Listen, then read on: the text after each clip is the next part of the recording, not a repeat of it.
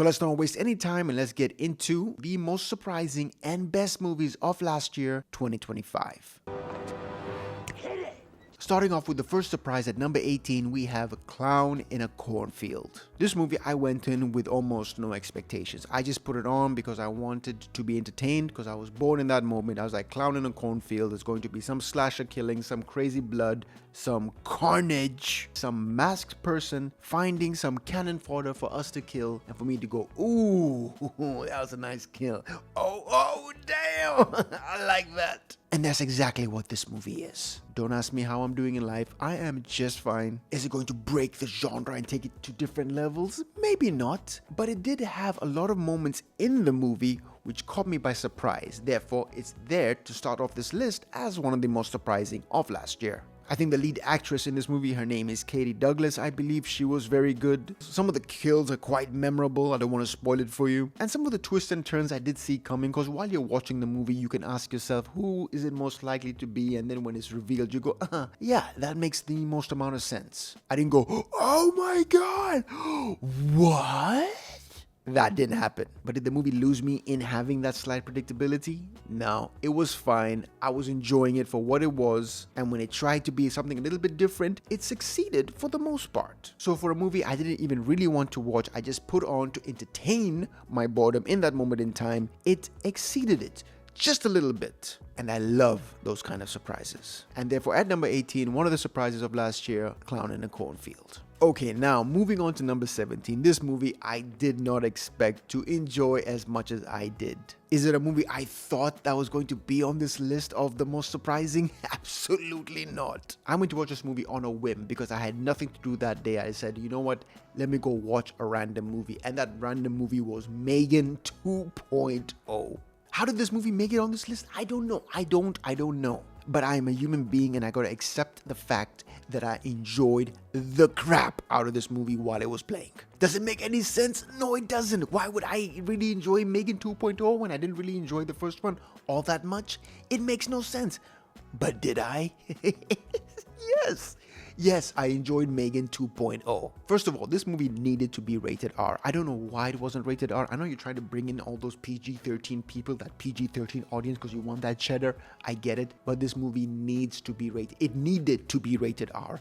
I needed to see some, again, blood, carnage, chaos. Well, this movie did have chaos, but just, a little bit more bloody chaos. You also wanted it. Just don't lie. You also wanted it. Does this movie have problems? Of course it does. Yes, it does. It's got a lot of problems. One is Allison Williams, the lead actress, Allison Williams. I don't know what it is in this movie, but her line delivery and the way she acted was absolutely so wooden, it makes no sense. I mean, even there are times where she's telling somebody who she loves to get out of the way or move or do something. She's like, oh my God, move, baby, don't be there. Oh my God. She is weak sauce in this movie.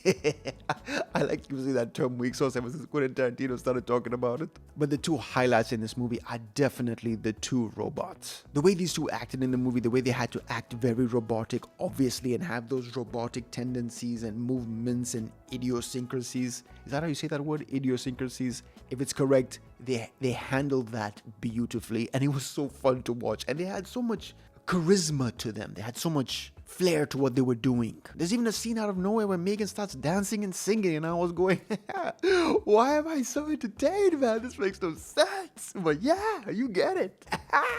It ended up inadvertently being one of the funniest movies of last year, and it's not even classified technically as a comedy. That's how bad comedies are these days. A movie like Megan 2 becomes the funniest movie that you can see in a year. And you can just throw plausibility out the window with this movie. Whatever the characters or the scene needs at any given moment, the movie will provide it. Explanation, we don't need it. If Megan needs Iron Man level of equipment to fix her up, where are they gonna get it?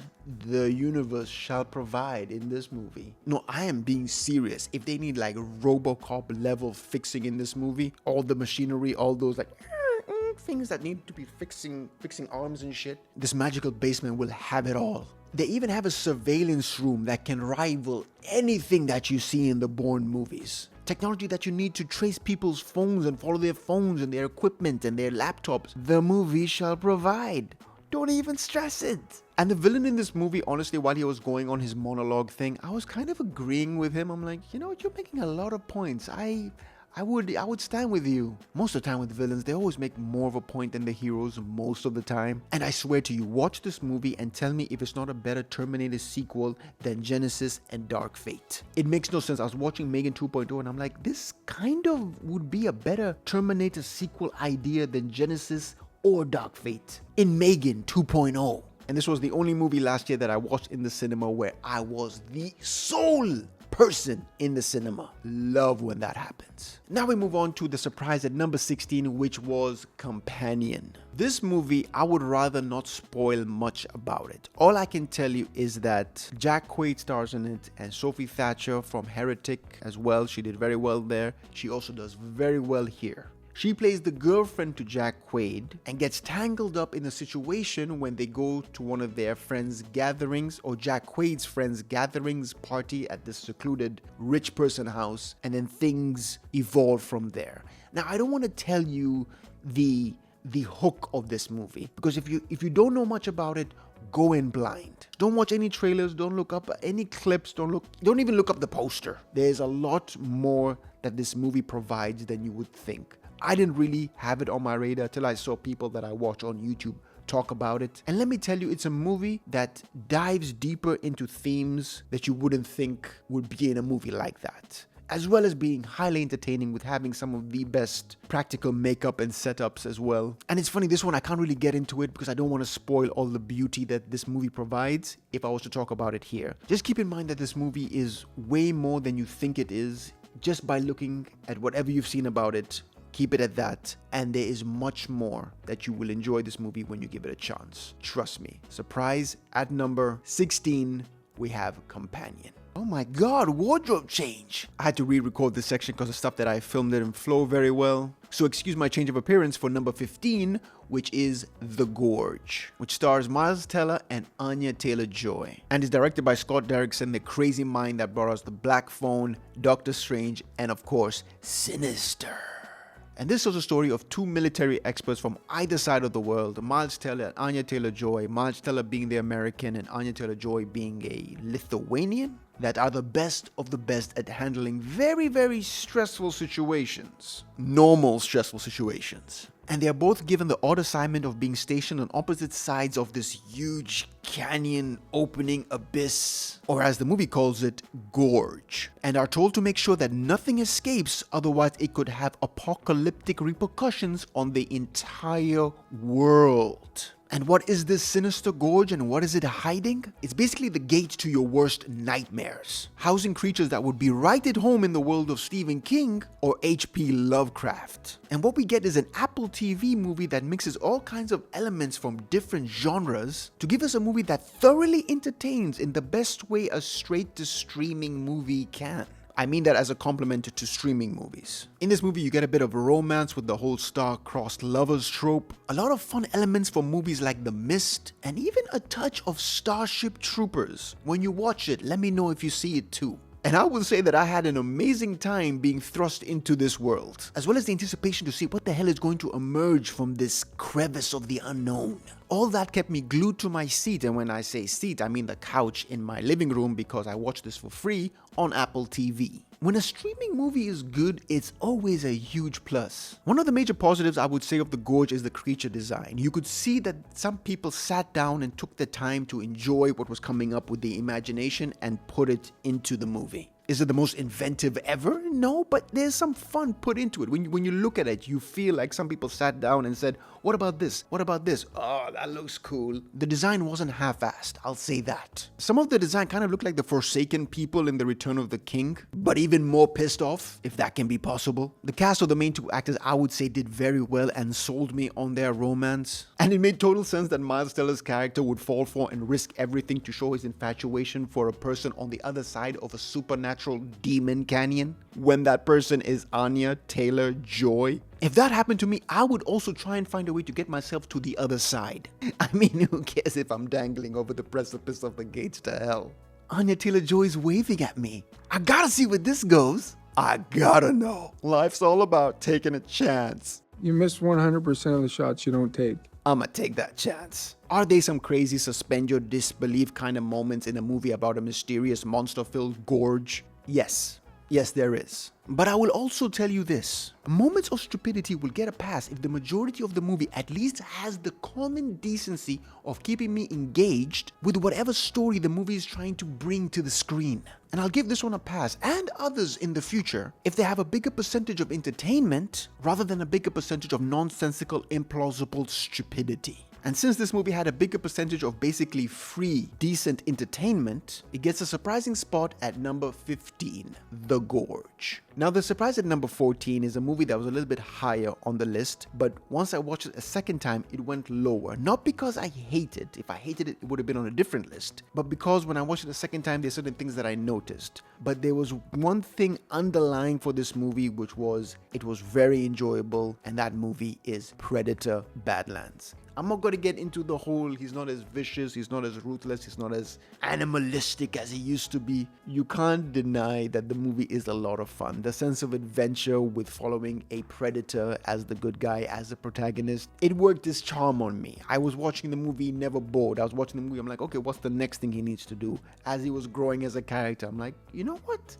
Although there's certain viciousness taken away from the Predator, I'm still in this. I'm still rooting for him. I still want him to succeed. Are there certain things that I would like to have happened with this character, with the way the story transpires? Maybe I wanted something different from me personally, but do I believe that they effectively used this premise well and kept us entertained throughout the entirety of its story? Yes, as well. Am I curious to see where Deck goes on his next adventure? Yes, I am. Do I want to see it? Yes, I do. So for a movie that I thought was going to be very run-of-the-mill, that turned out to be a surprise that it did, it gets its well-deserved spot on one of the most surprising of last year. But I do think the surprise at number 13 was much better than Predator: Badlands in my eyes, which was Predator: Killer of Killers. This one I got excited about because it was basically speaking to the fans. It gave the answer back to the fans.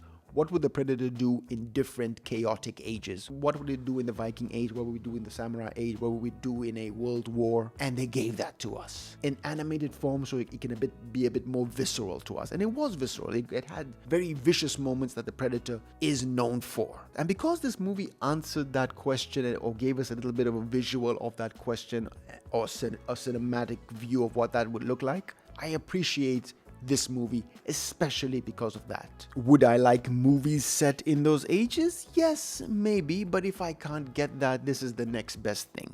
The Viking one was my favorite one out of all the three, but I did have a lot of fun watching all those things come together. And if you want to see my ranking of the Predator franchise, I'll leave a link to the video in the description. Now, every movie from 12 onwards I consider the best of 2025. Now, starting off with the best, at number 12 we have Ballerina. This movie, I swear to God, I had the mildest of expectations. I just wanted very good, well choreographed, well framed action. That's basically all I wanted, and that's exactly what I got. Ballerina from the world of John Wick did one thing very well. It showed us that even though we're not following John Wick, we can still follow the same template of action that came from the previous 4 John Wick movies. I was about to say 3 for some reason. 4 John Wick movies. I absolutely love the John Wick movies. I marathon those movies every year. Ever since the last one came out, I watch all 4 because they are amazing movies. Action has never been the same since the John Wick movies. Everybody who has watched John Wick and watched action movies after that knows that John Wick has left its imprint on Hollywood. And I thought almost in a pessimistic way that Ballerina was going to spoil the history of beautiful action from the John Wick franchise. And I have to say that this movie did not disappoint in that regard. Did it have the strongest story? Well, technically none of the John Wick movies really have the strongest story. The first one is someone kills your dog, what you gonna do? I'll kill them. I'll kill them all. Pretty basic. I love it. I ain't gonna complain. This one is pretty much the same. Ana de Armas' character is looking for revenge after they killed her father, and now she's going on the revenge quest. Sometimes things don't need to be complicated. But I do have to say that I was a little bit worried when Ana de Armas was cast as the lead in this movie, because after she played a character in a movie called Ghosted, it's an Apple movie that came out, I don't remember when, it was so forgettable, but in that movie, which I'm about to spoil in 3, 2, 1. She played a highly trained individual who was a spy, and every time she had an action scene in that movie Ghosted, I swear to God, she looked so cute. I mean, she's a very cute actress, beautiful actress, but whenever she had the action scenes, it was not believable in the slightest. I'm like, oh. But in Ballerina, I have to say, Ana de Armas, definitely the best part of the movie. I went in with certain expectations because of what I saw her do in Ghosted, but when I watch her in this movie, I'm like, you know what? Even though I know you won't be able to kick 4 guys' asses at the same time, you made it look believable. That's the thing with these movies. You just gotta make it look believable. Can you take 600-700 people on at one time? No, you can't. Even Keanu Reeves, John Wick can't. But you gotta make it look believable. And she did. So good on you, Ana de Armas. And what also really stood out to me is that she had problems in the movie. She wasn't beating up every single person that came her way. There were times where she had an actual hard time taking somebody down. She would fight and she would get tired. She would fight and she would have to find a new creative way of trying to take this opponent down, which again adds to the realism of this fake kind of fighting. I watch a lot of UFC. I know that you just touch the chin, they're gonna go. But in these movies, just make it look as realistic as possible. Even though it's not anywhere close to being real, just make it look like it could be. And when she had her issues in the movie, I liked it. I'm like, I like that. I like that. Not every fight can be perfect. It looks dirty just like that. And that stood out to me in Ballerina. It also had 2 set pieces that had to do with grenades and a flamethrower that were absolutely kick-ass. Did the grenade one have a lot of plausibility? Absolutely not. But the John Wick franchise has embraced the implausibility and craziness of action, so I'll give it a pass. Although I do think the flamethrower did have a little bit of plausibility to it. The visual aspect of it was so immersive though. And I was so happy that when she actually started fighting John Wick, he was letting her live after multiple times of getting the upper hand on her. I'm like, yes. Yes, because that's what would happen if you went against the Baba Yaga. Simple as that. And sometimes I feel just because of that, it ended up on one of my best of the year. Keeping it real. Now, the best at number 11 almost had an uphill battle because everybody was talking about how good this movie was, how entertaining this movie was, how somebody who's known for being a very wooden and boring actor became much more alive in this movie and basically stole the show. I think if I didn't have that performance in the movie, I would not have liked this movie as much as I do. Because Jai Courtney, I know you might not get an Oscar nomination, obviously you're not going to get it, but let me tell you this much, you are definitely in the top 5, if not the top 3 most enjoyable performances of this year with your performance in Dangerous Animals. Oh my god, this movie was so much fun. Whenever Jai Courtney is doing his thing in this movie, there is not an ounce of boredom on the screen. I went into this movie hyped as hell. Everyone was talking about it. It's about a serial killer that uses sharks as his method of killing his poor victims. Gentlemen, you have my curiosity. Now you have my attention. And after everybody was talking about how good it was, I'm like, this movie can't live up to the hype. It's not going to live up to the hype. This movie, when it hits well. When those sharks are circling, when those sharks are around, you're like, oh my god. And he's just dipping them in the ocean where sharks are like a tea bag. And you're like, oh my god. That is such a horrible way to go. It's some really scary stuff. Would I have liked this movie to get a bit more bloody? Again, I come back to that. There's sometimes I just like violence in movies. I don't like violence in real life, but in movies, you know, just play with the practical effects. Make it look like, oh my god, that looks so real and so... I like those moments in movies. It's just... What? I just do. And I did kind of want to put this in the surprising section of this video rather than the best. But then the more I thought about it, the more I liked it. The more I liked the lead final girl in this movie. She was a bit more resilient. Not that final girls aren't resilient. They are final girls. They made it to the finale, so they're obviously resilient. But something about her was a bit more badass than usual, and I liked it. And she has the worst luck in this movie. The worst luck. Watch the movie, you'll see what I mean. But because of how enjoyable this movie was, it gets its spot on one of the best of 2025. And before we move on with the list, please leave a like, consider subscribing, really helps my growing channel, really appreciated. Let's get back to it. Now we're getting to the top 10. And at number 10 is a movie most people have much higher on their list, but for me, I watched it, I liked it, I enjoyed it. It's really good. but just wasn't enough to crack the top 5 or top 3. The way people are talking about this movie, you would think that it's the next Citizen Kane. It's going to be used as the next Citizen Kane, which is one battle after another. This might be the most overhyped movie of 2025. The movie itself is very well made. You got Paul Thomas Anderson behind the screen. I mean, need I say more? The acting from everyone is stupendously great. Sean Penn steals the show. You got Leonardo DiCaprio giving one of the funniest performances of his career. It's pretty hard to beat Wolf of Wall Street, but he comes pretty close in this movie. The story itself is very engrossing. You have this father-daughter bond, father-daughter chase sequence. Basically, the whole movie is a chase sequence, and it's enthralling. Chase Infinity, who plays his daughter, also does very well in the movie. All the actors in this movie do very well. There isn't a weak link in this movie where I would watch them going like, oh my god, you weren't as good as everybody else. Everybody does their job very, very, very well. And I enjoyed this movie a lot. But it is definitely not the next coming of cinema the way people are talking about. But the good things about this movie are very good. And I'm also very curious to see how I enjoy this movie the next time I watch it, without all that crazy hype that this movie has. But like I said, I don't want to repeat myself too much. Everything that this movie does well, it does really well. Even the cinematography, the music is basically this kind of like a heartbeat tension to it. Ding, ding, ding, ding, ding, ding, just going with the pace of the movie. And it built up the scene every time there was a crazy scene going on. That soundtrack built up the scene.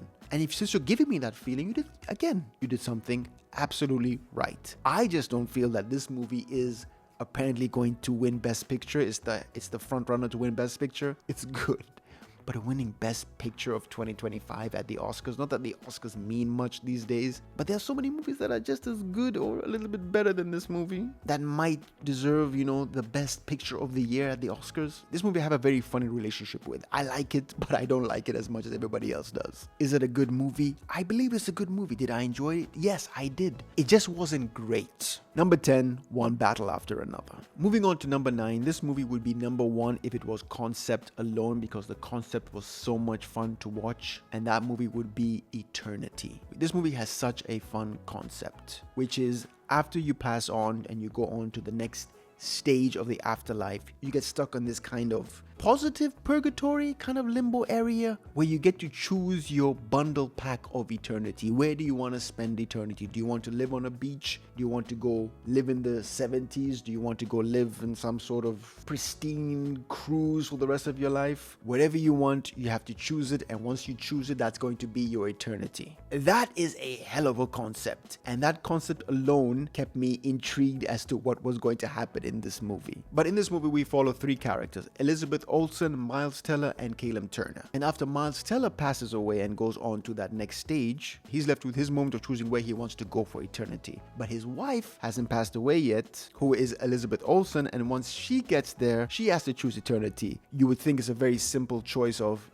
Miles Teller was her husband, she comes there, let's go to eternity, let's live our lives. Only twist is Caleb Turner's character is also there, and he used to be her husband before he passed away in the war, and has been waiting in this limbo for her so he can go to eternity with her. And now Elizabeth Olsen has to decide where she wants to go. What we have is a romantic wild ride. Because who wants to be left with that decision? Go with your husband who you've spent decades with and built a life with, or go with your husband who you never got to have a life with? Whoa! And trust me, they have a lot of fun with that concept. I would like to see another story in this world. That's how much I enjoyed the concept in this movie. So with concept alone, you should go and watch Eternity. And if you feel that premise might intrigue you, give this movie a chance. I swear, I believe you'll have a great time. At number 9, we have Eternity. At number 8, this one I think is the most controversial, but I have to say, for cinema experience, it can't be denied. I have to say it. Avatar: Fire and Ash. Are these movies broad when it comes to story?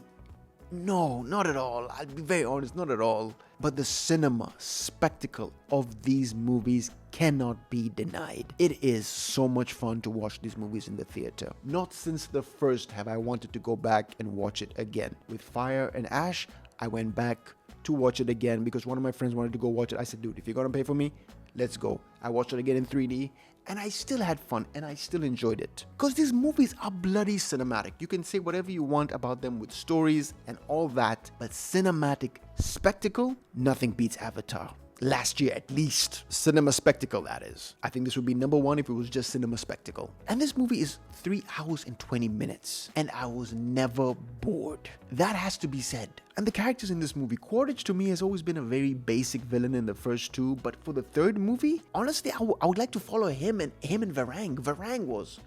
what a character she was. I go in depth as to why she is so cool and such a temptress in that movie. I will leave a link to my video in the description. Go check it out. But having Quaritch and a new character be one of my most memorable characters in the third movie in this Avatar franchise, did not expect that. And I'm putting Avatar Fire and Ash at number 8 on my list, my personal list, because I enjoyed the cinema experience. Whatever you can say about the story, that's for another video. But for the cinema spectacle, I enjoyed the hell out of it. So at number 8, we have Avatar Fire and Ash. The movie I have at number 7 is a movie that I kind of stumbled into while I was doom scrolling last year. I'm trying not to doom scroll this year, but last year I was doom scrolling Instagram and tried to find a movie to watch. And somebody talked about this movie being one of the best they had watched last year. And I blindly gave it a shot. At number 7, we have a movie called Twinless, directed by James Sweeney. I mean, wow, I didn't expect a random movie from an Instagram doom scrolling reel to be one of my best of 2025.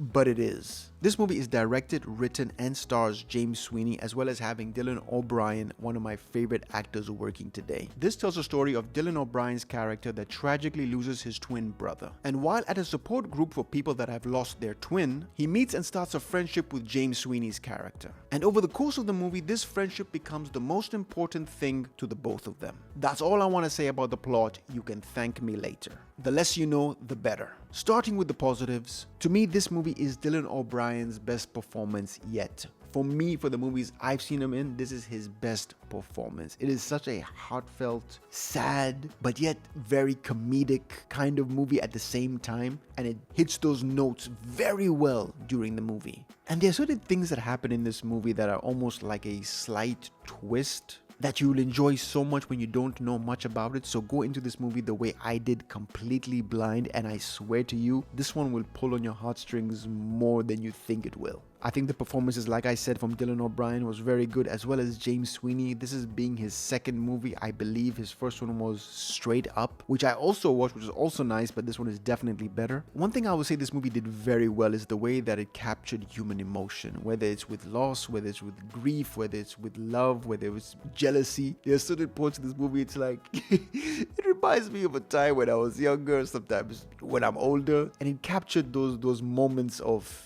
emotionality very well, and I appreciated that while watching the movie, so I wanted to give it its spot on one of the best of last year. And this is a movie you should definitely go in blind. If you don't know anything about it, find out where it's playing and enjoy it. You won't be sorry. Next, at number 6, we have Sentimental Value. If the previous movie showed human emotion very well, what this movie did is also do that with the side of family can be so complicated. You can say that again. Nobody living today has a very simple home life. Everybody has their own little differences and complications. Some families are a bit more complicated than others, while some are less complicated than others. But at the end of the day, they're always complicated.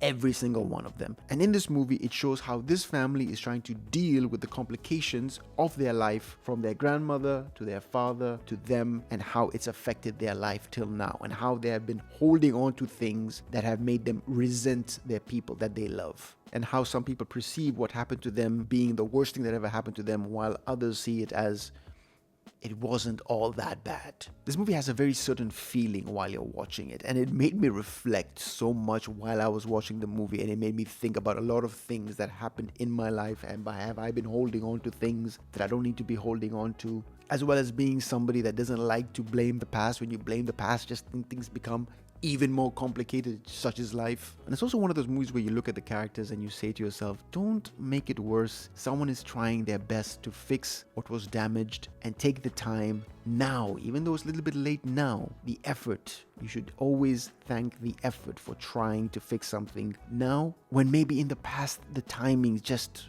was all wrong. The emotions of the time when you wanted to fix it was just all wrong, and now is when things can be fixed properly. So you should give people the time to fix it when they can. This movie I put on the list because it gave me a feeling. It made me think a lot about my past while watching it, and how if you're trying to fix things from the past in the present, if the person you're trying to fix things with doesn't want to fix it with you, how hard that can be. And family is just everybody with their baggage, and they're trying to put their baggage on you. And can you hold it? Can you not hold it? Do you hate the fact that they ever put that baggage on you? Some of us can carry the load, some of us can't. Some hold resentment, some don't. And this movie captured that feeling very well. So at number 6, we have Sentimental Value. Beautiful film. And now we come to my top 5 movies of 2025. At number 5, we have K-pop Demon Hunters. I did not expect this movie to be on this list at all. But my God, was this one of the most fun movies that I watched in the entirety of 2025. And those songs? Yes, I have those songs on Spotify and I sing to them. Even in the gym. I can't sing them here because of copywriting, but damn, they're so catchy. K-pop Demon Hunters is one of those movies where you're, scrolling Netflix and all the junk is there and you're like, oh, I don't want to watch this. Oh, I don't want to watch an animation. Really? K-pop people fighting demons? Whoever's scrolling Netflix right now and you've skipped that movie, go back, watch it. Give it half an hour. Give it half an hour and tell me if you do not want to finish the rest of the movie. This movie, or should I say this animation, has so many things working for it. Like I said before, the songs are so catchy. The story itself, I was engrossed in. The characters in this movie I thought were very strong. The good guys and the bad guys. If you find yourself sympathizing with the bad guys just a little bit, don't be shocked. Because I was watching it going, you know what? I kind of feel bad for the bad guys in this movie. Everyone is just trying to survive. There was this really cool thing where the big bad guy was using haunted, tortured memories to have a hold on his evil disciples. And that concept is really cool because all of us are haunted by memories we wish we could have changed. And the fact that this bad guy was using these haunted memories to have a control over his disciples really stood out to me in a random animated feature on Netflix. And it had no right to be this deep. And it also shows you the depths at which people just follow their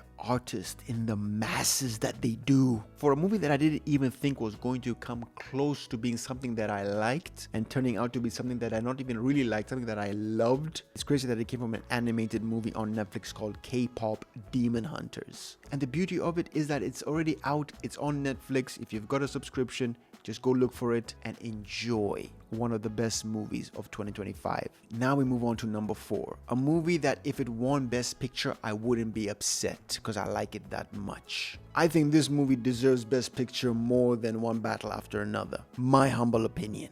And the movie at number 4 is Sinners. This is one of those movies where you watch the movie and you yourself want to make a movie because of the beautiful filmmaking that you see on screen. Sometimes when a movie like this comes out, people talk about style over substance, where this movie has a lot of style, but maybe not a lot of substance. I can't agree with that for this movie because the style is what gives this movie its substance. The filmmaking being shown in this movie is way beyond what I thought it was going to be. If this movie just wanted to be a movie about music, about making music in this time, and how that culture was trying to be suppressed at that time, and that's what the movie was going to be about, I was still going to love it. But the fact that you mix in the music and the culture, and the fact that the music brings in vampires of all things, that's some crazy sidewinder stuff that I did not expect coming from this movie. When the music is being showcased on screen, you feel invigorated by how good the music is. It fills your soul while you're watching the movie.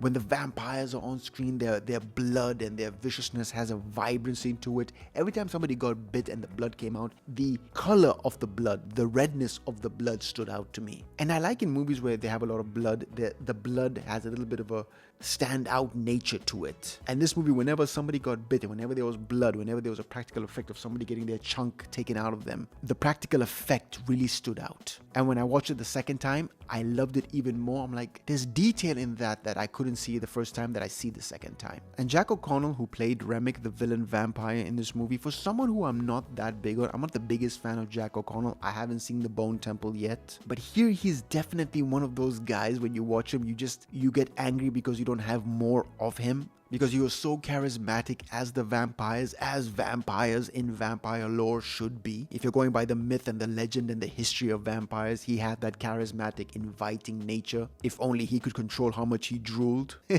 like how the vampires drool in this movie. Oh my god, you're so tasty. What's wrong? Nothing.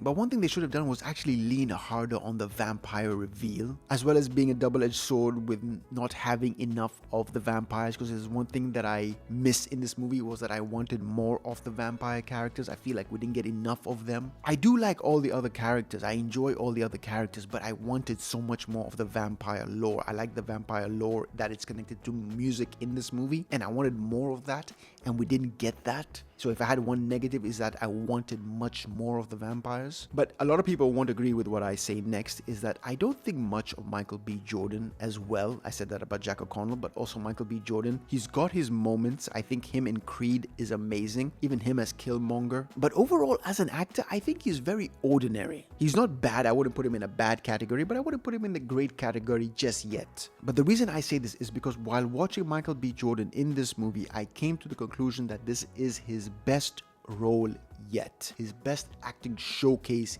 yet, because I really enjoyed Michael B. Jordan in this movie. For someone who I'm not really big on, watching them in a movie where they play someone so well, it makes me go, you know what? You are definitely getting better and better with each movie. And Michael B. Jordan was that good in this movie. And what I also liked is that he was playing an alpha character. Him and his twin brother, the twins that he was playing, they were very alpha characters. A lot of the male characters these days, they try and subdue them. They try and take away their manliness just a little bit. In this movie, Michael B. Jordan exuded this alpha macho-ness that I have missed in male characters for such a long time. I grew up in the 90s with Arnold Schwarzenegger, Sly Stallone, Jean-Claude Van Damme, all those badasses all over the screens. And ever since they've been gone,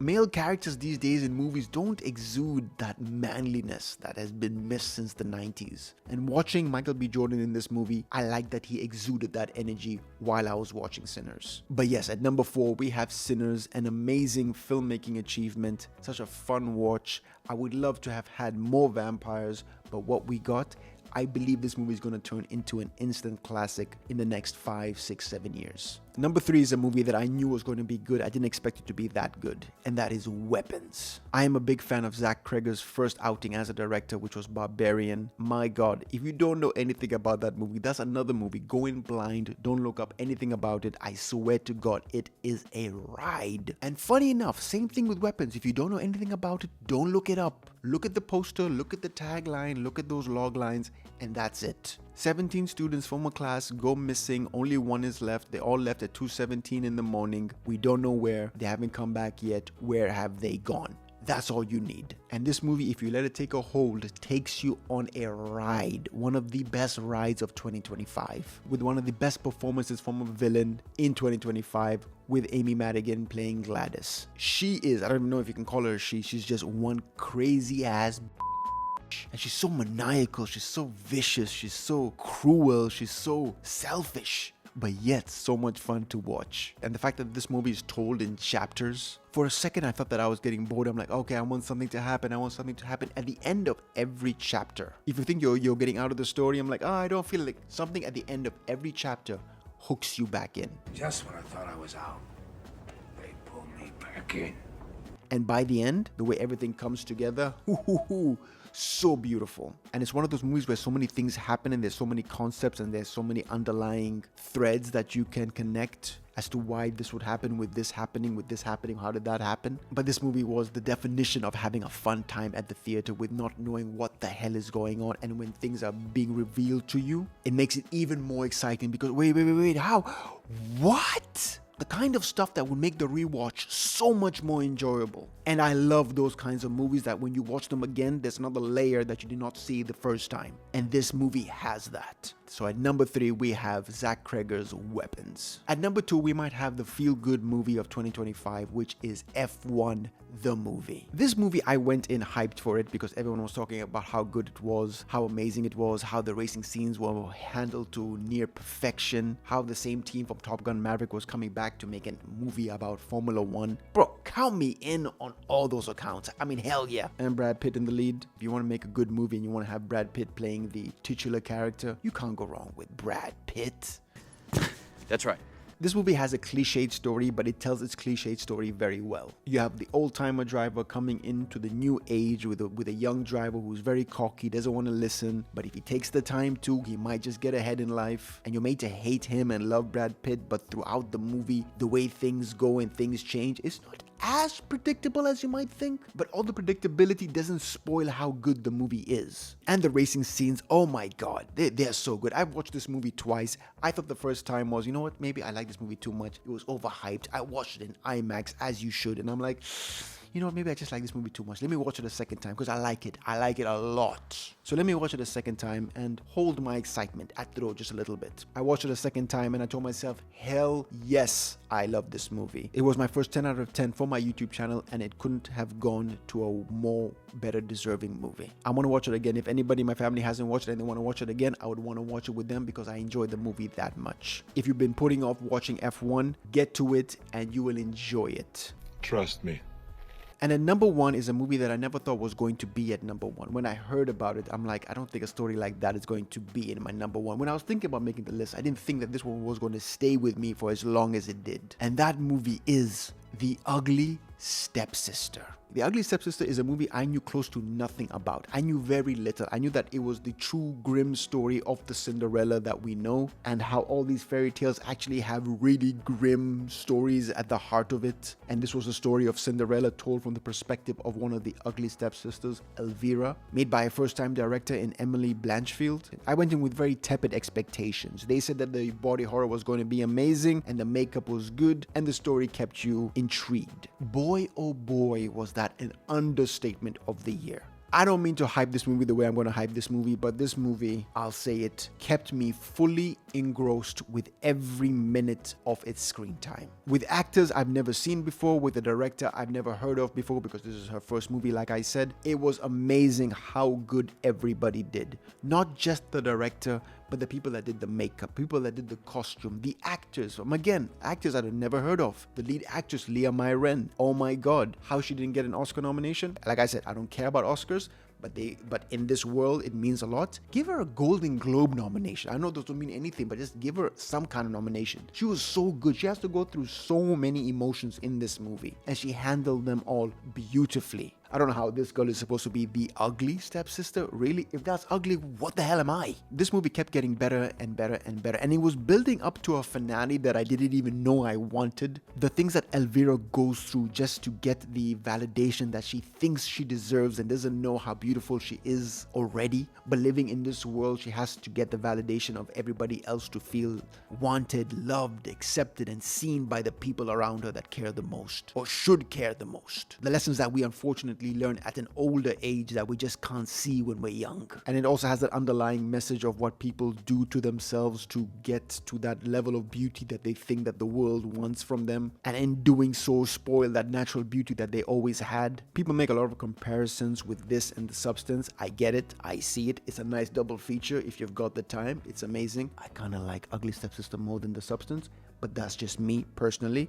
I don't think The Substance landed very well, but this movie I think landed amazingly, beautiful, smoothly. I wanted to keep following Elvira into her adventures and to see where her next adventure goes. I wanted to be in this world longer. That's how much I enjoyed it. I'm definitely going to do a video on this movie in the future. I'm going to gather all my notes, all the things that I loved about it, everything that I might have not liked about it, which is very little, if that, and make a dedicated video to this movie. I had no expectations whatsoever. Even looking up movie reviews at the time of me watching this video, there were like only 2 or 3 out on YouTube. I'm like, man, this movie is really under the radar. And it has gone under the radar so far. So if you haven't watched it, check it out. I believe it's on Shudder. If there's one movie of 2025 that you look for to give it its love, it's this movie, The Ugly Stepsister. Because it is my favorite movie of last year, 2025. Honestly, after watching the movie, I was trying to tell myself, do I like it that much? Do I like it that much? And same with Formula One. I watched it again and I sat there.